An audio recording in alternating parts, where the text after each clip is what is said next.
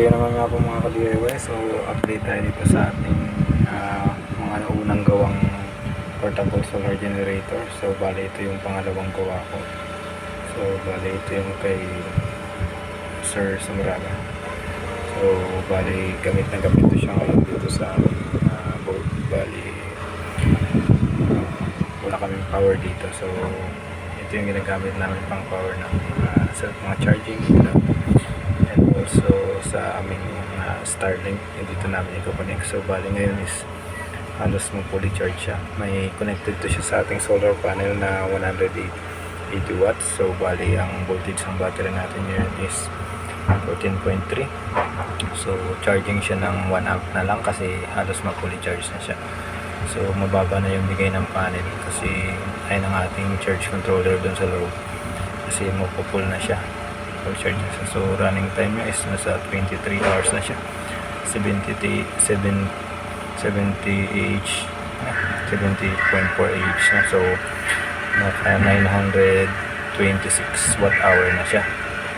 So gamit siya, halos wala na siyang patayan. Bali may 500 watts siya na inverter sa loob, and also meron siyang LVD module dito para sa ating disconnect. So yung charging niya ngayon is yan, bali yung panel, solar panel charging niya is nasa 21 volts. So bali charging siya ngayon. Yan yung sa ating solar panel. And also yung panel natin sa labas is meron tayong 180 watts solar panel.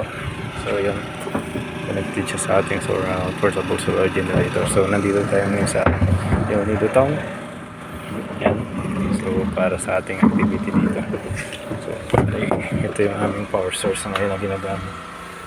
So yan, fully charge na siya. So standby lang. So standby voltage niya na yan, pero still charging pa rin siya ng 825 milliamps. 11 watts na lang yung kanyang binibigay. So yun lang po.